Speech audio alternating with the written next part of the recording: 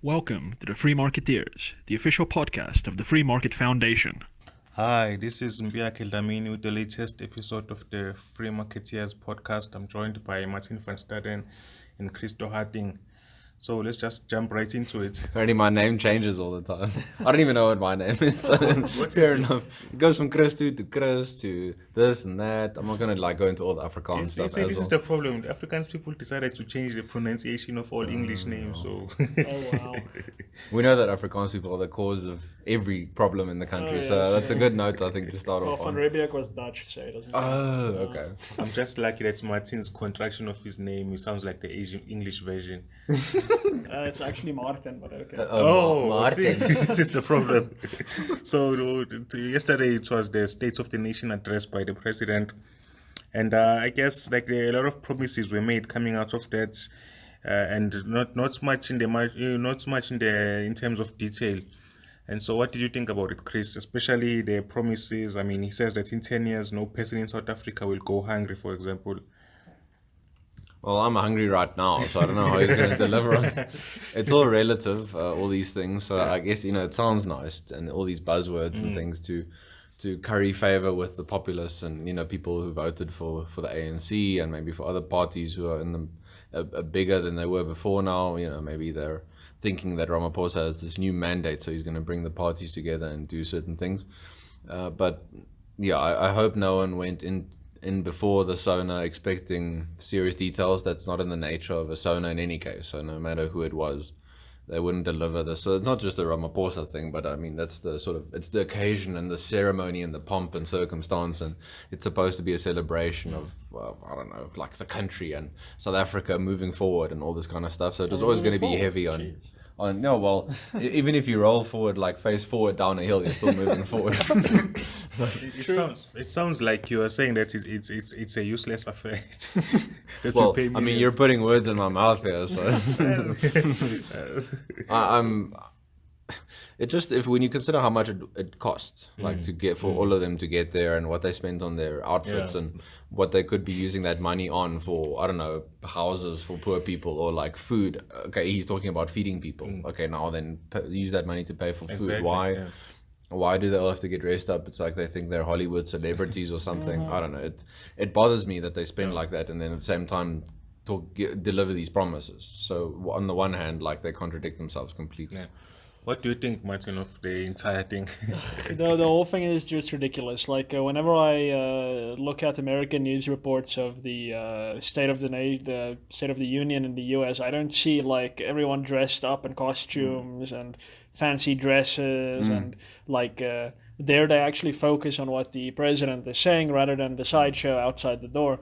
But yeah, I don't know. It seems like the government uses this event to basically insult the intelligence of South Africans. It's like we're all glued to our televisions and we're waiting for him to make this speech, and then they say nothing ever. They basically just big words saying we want to transform the economy, we want to create jobs, all these things that have never been said before, of course, and nothing ever gets done. I mean, I'm still waiting for Eskom to be unbundled. I mean, that's what he promised, I think, in the beginning of this year. Yet he announces that Eskom will get, what is it, 320 billion, 230, yeah. 230 billion rand over the next 10 years, and so doing binding his successors, or assuming that he's going to have two full terms. And I'm like, which part of Eskom is it going to be? The transmission, the distribution, or the generation parts of it? And of course, that just goes unmentioned. So the last SONA has now disappeared. It never existed. It's gone into oblivion. Now it's just this SONA. And again, these are brand new promises that no one's ever heard before. You're not being kind enough. The previous one was an interim SONA. Oh yeah, There we go. sorry. Yeah, so, For the elections. yeah, no, that makes sense. So rather let's cancel all interim sonas because they'll just be overruled. But like, I mean, next year this budget speech already. I can see it if I close my eyes. I can already see the Minister of Finance announcing a new bailout for Eskom that's going to be even bigger than this one. It's going to be like, okay, but what happened to the commitment to the only 230 billion last year? No. Why is it now 500 billion? It's like these things don't matter. They go to show what government thinks of us, and unfortunately, to an extent, how little South Africans really appreciate the reality of politics in this country. We're like, oh, good. Listen to our articulate president making these good promises. Here's our new dawn. Yet in a week or two, we're gonna forget about it completely. It's in Afrikaans we say it's a bespotting. It's a complete circus, No, basically. like a mockery of They make a mockery of the seriousness of the situation in South Africa. This country is falling apart, but dress up like clowns and princesses and carry on. What did you think, Mpiyakhe? Well, it's I think like I'm glad you mentioned the State of the Union, Martin, because there you actually get detail. I mean, Trump will tell you about the bills that he's hoping to pass. I mean, most of them don't get passed, but at least Or that he'll just sign by executive order. Oh yeah. Exactly. Or he promises some executive action. That's actually right. Yeah. Even Mpiyakhe had a fair bit of detail in his SONA. It's just like since the Zuma era and now Ramaphosa era, it's just the standard of politics has just dropped to where we were plumbing the basement now. It's like the entire thing is depressing. Firstly, the amount of money spent to bring about the event. Secondly, that after spending so much money that nothing of substance is actually said, it's just repeating nice sounding phrases for everyone to feel good about themselves. I mean, okay, I get feeling good, but surely we don't have to pay the millions to feel good. Why can't we just have his speech on the steps of the union buildings? I'm sure the media will come. Like, why does he need to go to parliament? It's not like parliament needs to approve anything or pass anything. They're just there for show. The entire thing is madness. It's the spectacle. It's the spectacle of democracy. It's about showing, we're bringing together all these parties, and I'm telling them about my agenda. It's all a lie. But of course, you need to keep up appearances. But for me, I guess the absolute worst thing of the whole story is that in a few days, certain former editors, for example, in I think it's Business Week or something, some paper, are gonna write very long apologetic pieces about this, saying how inspirational this was, and people like that are gonna still harp on about this so-called new dawn, this new South Africa that this president is bringing in. Yet us on the ground at the FMF and policy, we see the new policies that are actually coming in, the detail that he omitted, are all completely counterintuitive or totally anti-economic, anti-property rights, anti-liberty. So there is no new dawn, and I think we say this in every single podcast, and I think it's very important for the listeners to appreciate this. We're not saying abuse themselves. Yeah, and to be fair, we're not saying be nihilistic. Don't be like, oh, what's the point? We're all screwed. No. There are real things that we can do to turn the ship around. Just putting all your trust in President Ramaphosa or anyone in government, even the Western Cape government, whatever, that is not going to help anyone. In fact, it's going to be very destructive if you trust them to help you rather than helping yourself, investing in organizations like the Free Market Foundation, Institute of Race Relations, where we actually do fight these battles and actually do try to push government and the public in a direction that will be conducive for economic growth, etc. But geez, this SONA thing, even the budget speech, any statement by politicians, please err on the side of ignoring it and err more in favor of looking at the actual policies, laws, and regulations that they pass. It won't be very sexy, if the president stood there and told us, okay, we're going to have national health insurance, for example, and it's going to cost X amount. And taxpayers, this is how it's going to affect you if you're in this tax bracket or that tax. Obviously, that won't fit the whole pomp of the whole ceremony. So I think, as we've said, he's playing into the whole occasion and that kind of thing. But yeah, I want to reinforce Martin's point, listeners, for you as well. Whenever politicians talk about these grand plans, just think about how they're going to finance them. Because the only way they're going to do it is through you. So at the end of the day. That's actually a very good point. I mean, because there's this idea that Eskom is too big to fail. There's already been an income tax increase because of Eskom. There will probably be more now because of this 230 billion rand commitment.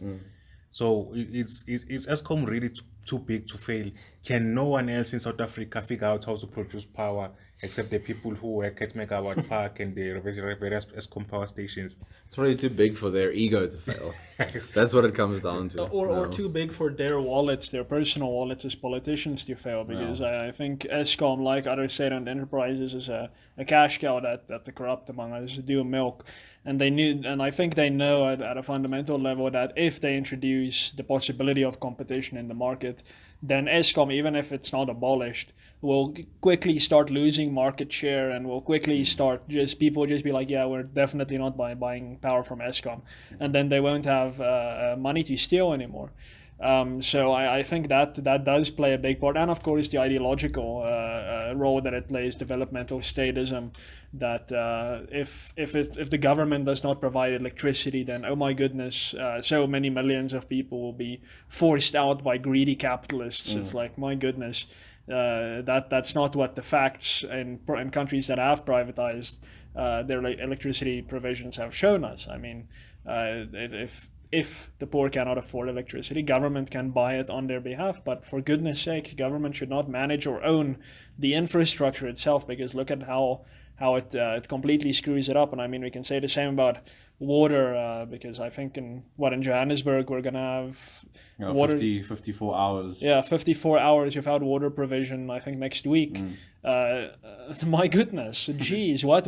Imagine a private company doing this. People will be like, yeah, no, we're not going to be buying water from you anymore. It's all for the poor, Martin. I mean, like the poor, at least now they are equal to everyone. So like we all don't get electricity equally. Yes, socialism is we're all equally in the dark. I'd like to ask, and I might have missed this in the details of the SONA, but you guys, I'm sure all the listeners can very quickly correct me if I'm wrong.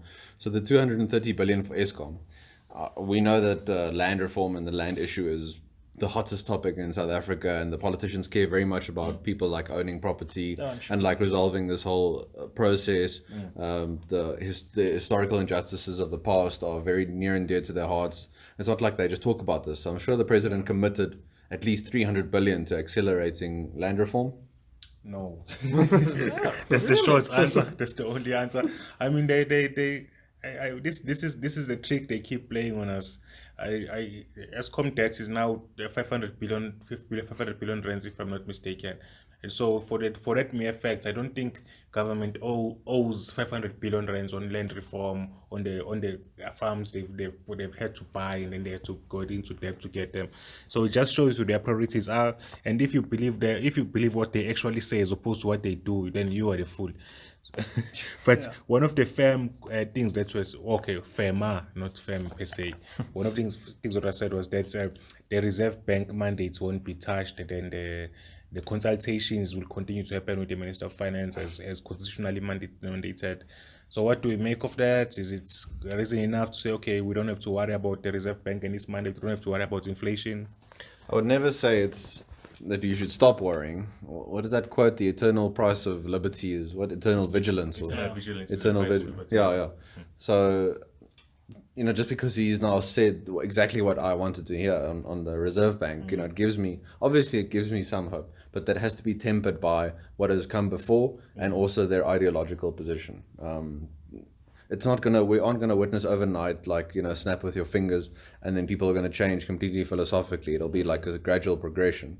So I don't think we should buy into it hook, line and sinker, because that might also lead to us being more complacent. So you should always look for different signs. It's a complicated picture. I don't want to make out that it's, you can point to this thing and say this is exactly what's going to happen, but you look at different indicators and see where a general trend is going. That's just my, I guess, I don't know if it's a cynical view, maybe a more realistic view, but we shouldn't, I don't think we should buy into it completely and then just accept things for what they are now. Yeah, so what's important to note is that I would say probably 50% of constitutionalism is symbolic. So in America, we've seen this with declarations of war. In the Constitution, it says Congress may declare war. It does not say the president may declare war. Yet America has been at war for the last, I think, 3 decades, almost continuously, without Congress having once declared war on anyone. And Americans, by and large, have accepted this. It's not something that's too heavily challenged. Every now and then someone mentions it. But that part of the American Constitution basically has now been repealed by popular vote, essentially. And we need to see the South African constitution in the same way. So this provision about the Reserve Bank, it has a very strong symbolic importance. It shows foreign investors, okay, this the constitution says this, and more or less government listens to it. But the facts on the ground are that the president appoints the governor of the Reserve Bank. I think the Department of Finance basically gives policy direction to the Reserve Bank. And if they really wanted to, they can tell the Reserve Bank right now with the current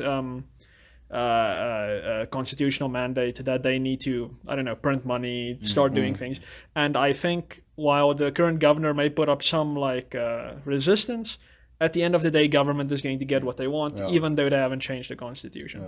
So listeners, you need to remember that what Ramaphosa has said is that, okay, our intention is not to do that yet, but the possibility of them doing such a thing, even without changing the constitution, is always there.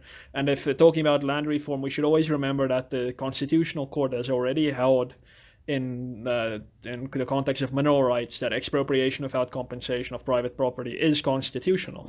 So do not be surprised if EWC happens without any amendment to the Constitution. That is something that is imminently possible. But the Constitution serves as some kind of a symbolic representation of government's intention. So it's sometimes a good guide for us to see where government is going. So I would agree with you, Chris, that this is probably a good sign. It means that at least one of Ramaphosa's advisors said, geez, Mr. President, maybe it's not a good idea to go down the Venezuelan path too quickly. Maybe we should just take it easy. Yeah, take our time getting there. Yeah. And then, I mean, to an extent, the fact that he didn't say anything about EWC also gives me a small little bit of hope. I'm not going to say I'm hopeful, but it at least tells me that Ramaphosa and his government, to some extent, now are trying to distance themselves from the idea of EWC, even though I still think it's probably coming. So I think, listeners, be cautiously optimistic about the Reserve Bank more so than land reform, but always keep an eye on what is actually happening in the background. I always mention the Parliamentary Monitoring Group. It's pmg.org.za. Always check there every few days, see what new policies, regulations, laws are being proposed, and then read the summary that they provide of what it says. And there you will see what is actually happening and what government is actually intending. And please ignore their speeches mostly. That it really means nothing. So yeah, I think be cautiously optimistic about the Reserve Bank and a little bit about land reform, but remember that constitutionalism is half symbolic. Yeah, and so the president, one of the things that he said is that he implores South Africans to dream. So my question was, what's the point of dreaming if you don't have a solid, workable plan that everyone is committed to behind those dreams? I mean, just looking at some of the things that he's calling for. Our economy will grow at a much faster rate than our population. Wow. Is he going to stop population growth? Because he's definitely not going to increase economic growth. So I wonder if we're going to have a one-child policy now. Jeez. He's like South Africa's Thanos. Yes. I think the fastest, in terms of GDP per capita, which is what he's referring to here, the fastest growing country, I think, was Rwanda last time I checked, and they were doing something like 3%. Sure. Which is... Imagine 3%. That's a dream. I'm dreaming. GDP on its own it's probably, for that 3%, GDP on its own will be something like 7 or 8% GDP growth. So in South Africa, I think last time I checked, our GDP per capita was either negative or floating around zero. So what is he going to do that's going to make this happen? He told you it's a dream. It's our dream. So we write it up to fantasy. Okay, we look at 2 million more young people will be in employment. Okay, we just had the minimum wage this year, championed by the same president.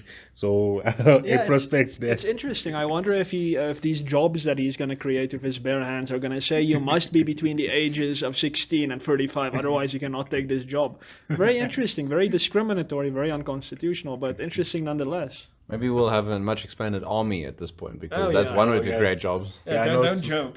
Yeah, I know someone actually made that point, because he also mentioned the youth service, that they want to expand the youth service. So someone sort of put, it was more conspiratorial, like it wasn't like a serious comment, but he was saying that this probably means that they were going to conscript 2 million young people and put them there. All of this sort of thing, these very like scary proposals. That comes about when a president says South Africa must have one vision and one dream and move together in unity. And this always like bothers me. Why on earth why must we all have the same vision and the same dream? And our lives are so diverse. Like my life compared to someone, not even in like the Eastern Cape where I studied, someone across the road from me, like from where I live or work, has radically different dreams from what I do. Like different abilities and skills. So I know this for a fact. My friend Chris's dreams include a lot of rugby and games, and my friend Martin's dreams include a lot of books. So already you have a divergence. If I ever dream about rugby players, I think there might be a deeper problem here that we need to discuss. But yeah, that I guess that's sort of that utopian idea that like society is progressing along this path, and we all need to like chip in and do our part, and contribute to the nation building and all this stuff. It really bothers me quite a bit. Yeah, no, it's I think we'll end it there. I would just like to reiterate that last night's speech was a completely useless speech, which you paid a couple of million rands for. Congratulations, Mr. Taxpayer. And Martin, would you please give us the social media? And Yeah, of course. So please remember to subscribe to this YouTube channel. That's the big red button right under the video.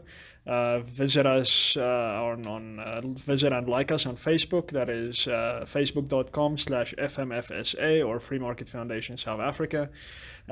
Follow us on Twitter. That is @FMF South Africa, one word. And always remember to check in on our website every now and then. That is www.freemarketfoundation.com. Cheers and have a good weekend.